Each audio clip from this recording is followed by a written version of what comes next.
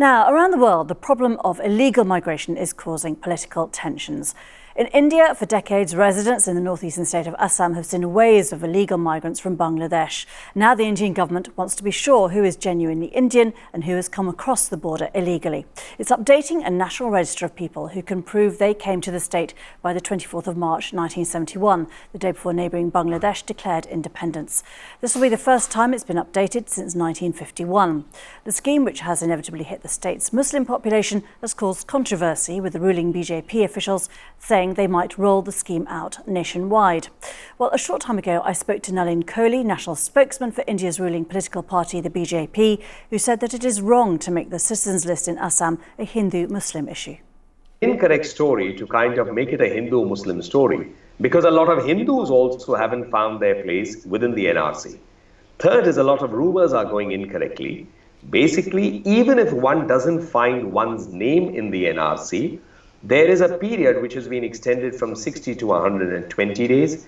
The tribunal's numbers are being increased by several hundred for people to have an opportunity. This doesn't mean that the minute the register is published and if the name is not there, one doesn't have due process to be able to prove that that name has been inadvertently left out and it should be included. So actually speaking, a lot of people, without understanding it, are tending to make it a Hindu-Muslim issue. That's Nalin Kohli, who is from the BJP, India's national ruling party. I'm joined now by Amal de Chickera, co-director at the Institute on Statelessness and Inclusion, based here in London. Thanks for joining us. This is a necessary exercise, isn't it? Because there has been a huge number of people who've moved in to northeastern India, and the government, for all sorts of reasons, needs to know who is genuinely a resident of the country. I think it's necessary to actually take a step back and look at this issue from its historical perspective. So you have a long history, predating colonization even, of Assamese culture being influenced and diluted due to migration from within India, within the rest of India, and from external countries as well. And it is in this context that there has been a strong drive within Assamese politics for those who are indigenous to Assam to be recognized and to be given foremost place in the state. And it is in that context that this drive has happened.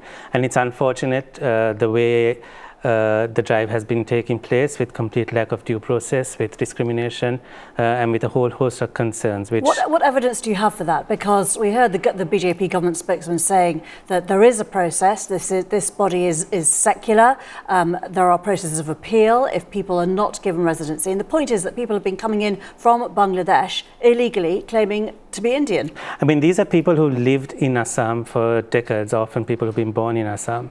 And I think we need to look at the manner in which these people entered the country, or whether they were born in the country to begin with.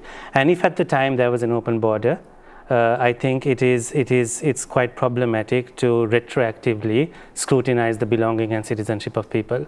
But also in terms of the due process concern, if we actually look at the tribunals, if we look at the evidentiary burden on applicants, if you look at the manner in which decisions are taken, the qualifications required for judges on the tribunals, there actually is a big concern that India, which is a secular democracy which respects and promotes the rule of law, actually is putting forward a process like this which does not meet international or Indian standards.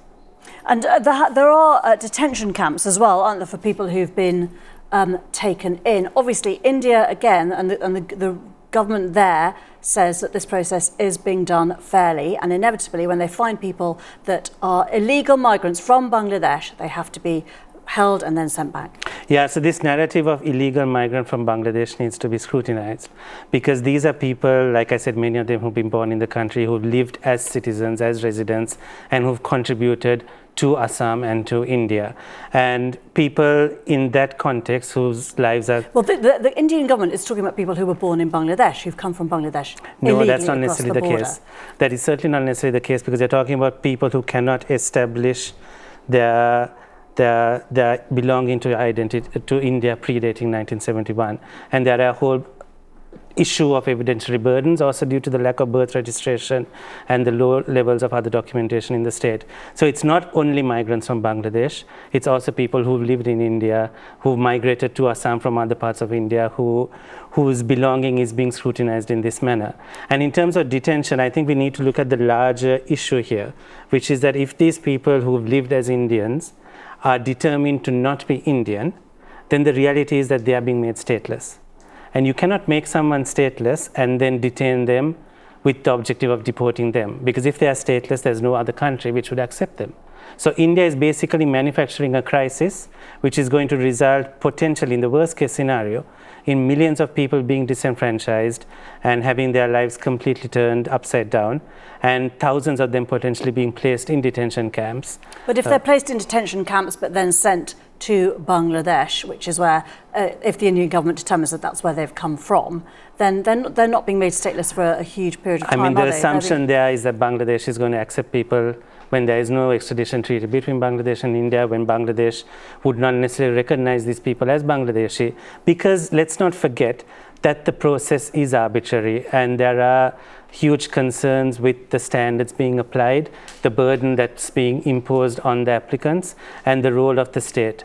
So inevitably we are going to have large numbers of people who, if they were subject to a fair process, would be determined to be Indian, who are actually going to be made stateless as a result of this process. Okay. Amal de Chickera, thanks very much indeed for joining us. Thank you.